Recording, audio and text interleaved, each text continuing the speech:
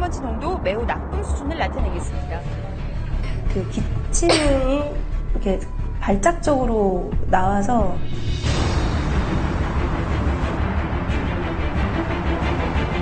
기분도 나쁘고요. 항상 아픈 사람 있죠. 왜 우울하고.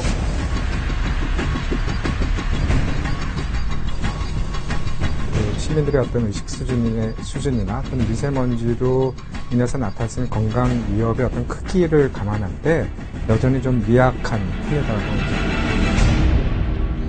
오늘도 서울 시내는 미세먼지와 황사로 가득 차 있습니다. 지난해 발표된 세계 환경평가지수에 따르면 우리나라는 미세먼지 노출 정도에서 전 세계 178개국 가운데 171위를 차지했습니다. 전 세계 꼴찌에 가까운데요. 그만큼 미세먼지로 고통을 겪고 있는 사람들이 많다는 얘기입니다. 세계보건기구가 1급 발암물질로 지정한 미세먼지. 미세먼지는 우리에게 얼마나 해로운지, 그리고 이런 피해를 줄이기 위해서는 어떤 노력이 필요한지 알아봤습니다.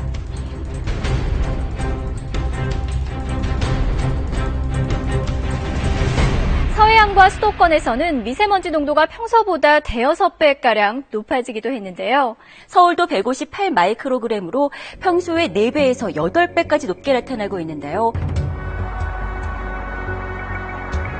지난달 22일 심한 미세먼지와 황사가 한반도를 뒤덮었습니다.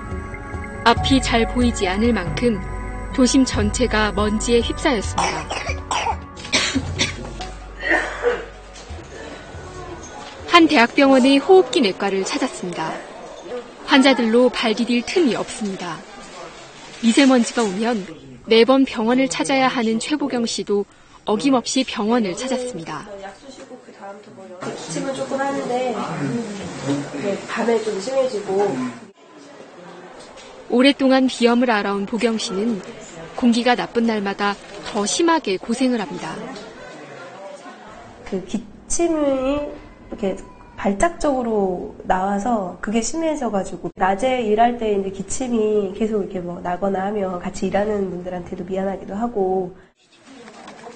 마스크를 챙겨 쓰고 나쁜 공기에 노출되지 않기 위해 최선을 다하지만 증상은 더 심해집니다. 이렇게 미세먼지가 심해지는 날이면 호흡기 질환으로 고통을 겪는 사람들이 크게 늘어납니다. 평소보다 적게는 20%, 많게는 30%까지 환자가 증가합니다. 우선은 이제 기도로 들어가니까 기도의 염증, 쉽게 얘기하면 폐 염증을 많이 일으킵니다. 만성 폐질환을 앓고 있는 분들은 이미 이제 폐 기능이 약해진 상황인데 거기다가 이제 미세먼지 같은 것이 많이 들어가면 그만큼 더 기관지나 이런 폐포의 기능이 더 떨어지죠. 미세먼지 주의보나 경보가 있을 때 사망률이 올라간다는 건 이미 알려져 있습니다. 소아과도 감기 환자로 가득합니다. 미세먼지가 온 날 야외 활동을 한 뒤 벌써 몇 달째 감기가 낫지 않는 아이 때문에 이제 밖에 나가기가 겁난다는 부모들. 문 닫아놓고 이제 움직이지 않고 마스크에 나가면 이제 애기는 이제 마스크 쓰는데 애기 싫어하니까 답답해하니까 거의 안 나가는 편이에요.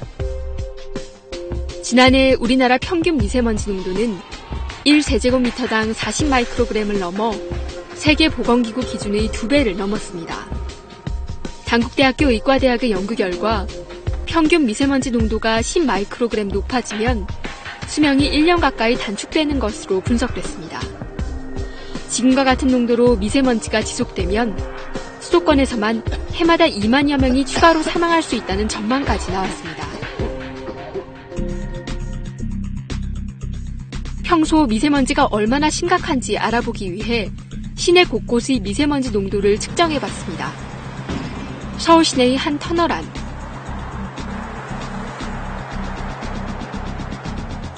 미세먼지 농도는 119.8 마이크로그램 퍼 세제곱미터로 미세먼지 안전기준치를 넘었습니다. 미세먼지 나쁨인 날의 기준이 평균 81에서 120 마이크로그램 퍼 세제곱미터인 것을 감안하면 미세먼지 나쁨인 날은 터널 안 공기와 비슷한 수준의 공기를 마시고 있는 셈입니다. PM 기준이 100 마이크로미터 퍼 세제곱인데 현재 그 터널을 비축했을 때 120 넘어가고 있습니다. 우리가 미세먼지 심한 날 터널 안을 걷는 거랑 비슷하다는 얘기예요. 네, 그렇습니다. 담배 연기로 가득 찬 흡연실. 흡연실의 경우 미세먼지 농도가 기준치의 3배 가까이 될 정도로 심각합니다. 매연에 노출되는 버스 정류장의 미세먼지 농도가 흡연실과 비슷한 것으로 나타났습니다. 제일 심한 건 아무래도 좀 차가 많이 다니는 공간이라든가 흡연실 같은 경우가 좀 많이 높다고 할 수 있겠습니다. 이렇게 나빠진 공기질에 대한 불안감이 커지면서 미세먼지 예보 시스템을 강화하기 위한 노력도 이어지고 있습니다. 국립환경과학원은 시간대별로 미세먼지와 초미세먼지의 양을 측정하고 결과를 공개하고 있습니다.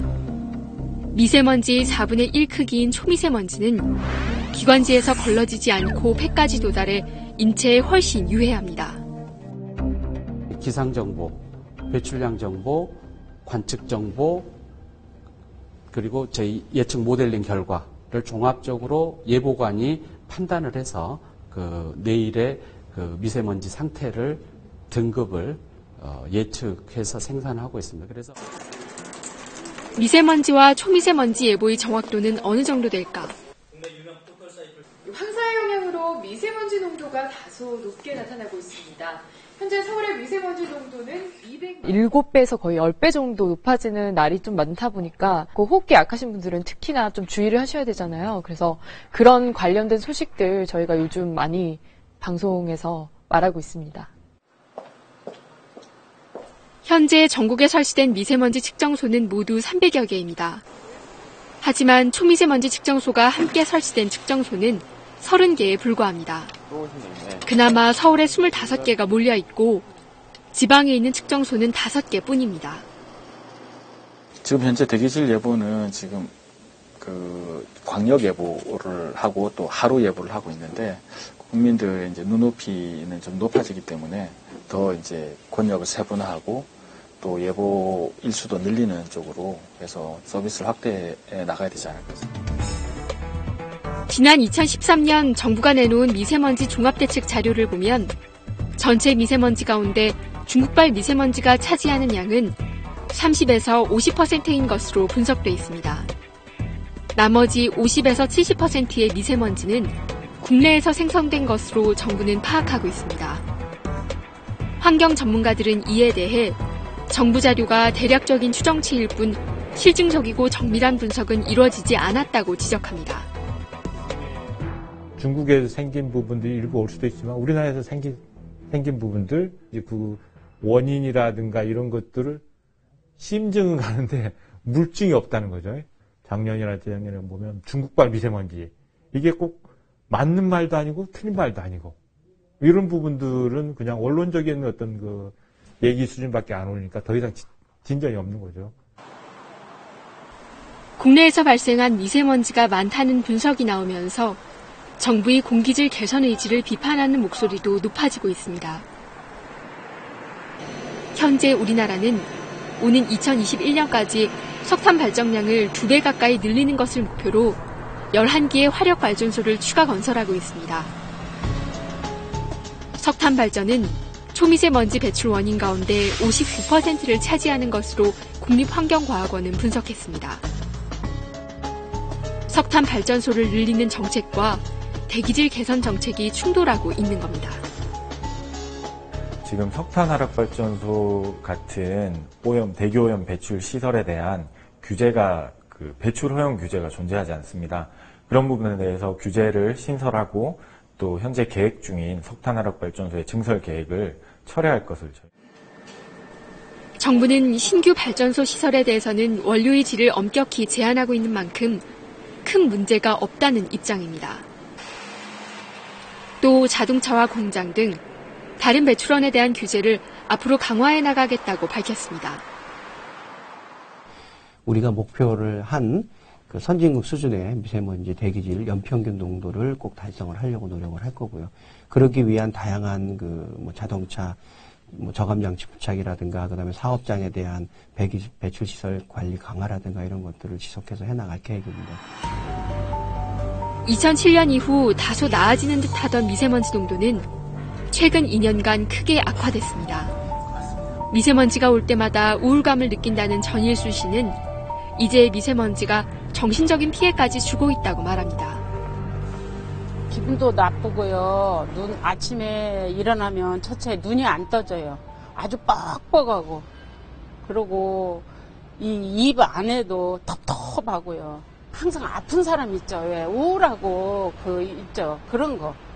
활발한 게 아니라 재미나게 일을 해야 되는데 먼지가 너무 나니까. 최근 한 연구 결과에 따르면 대기 중 미세먼지 농도가 37.82 마이크로그램 퍼 세제곱미터 증가할 때마다 자살률이 3% 넘게 증가한다는 결과가 나왔습니다. 미세먼지가 신경계 전달 물질에 영향을 줘 우울감을 더 강화시킨다는 것이 연구진들의 분석입니다. 교란시키는 것 자체가 스트레스에 대한 반응도 교란을 시키고 한편으로 보면 본인 스스로의 어떻게 보면 취약한 그런 우울성, 경향, 충동성, 경향 이거를 악화시키거나 또는 교란시킬 수가 있습니다. 그러니까 우리나라의 권고 기준은 24시간 평균 미세먼지는 100 마이크로그램 퍼 세제곱미터, 초미세먼지는 50 마이크로그램 퍼 세제곱미터입니다. WHO 권고 기준의 2배에 가까울 정도로 높습니다. 기준도 너무 느슨하지만 권고 기준을 넘더라도 미세먼지 주의보를 발령하기 전까지는 미국, 영국, 프랑스처럼 자동차 운행이나 공장의 운영을 제한하는 등의 조치는 취할 수 없습니다. 직접적으로 배출되기도 하지만 대기 중에서 또 화학 반응을 통해서 또 미세먼지가 2차적으로 생성되기도 하고 이제 지금 시민들의 어떤 의식 수준이나 또는 미세먼지로 인해서 나타나는 건강 위협의 어떤 크기를 감안할 때 여전히 좀 미약한 편이라고 이제 평가할 수 있습니다. 현재 수준의 대기질이 계속되면 해마다 호흡기 질환자는 만여 명, 기관지염 환자는 80만여 명이 늘어날 것으로 예측됩니다. 미세먼지의 원인을 제대로 분석하고 국내외에서 다각도로 오염원 차단에 나서지 않는다면 피해는 갈수록 심각해질 수밖에 없습니다.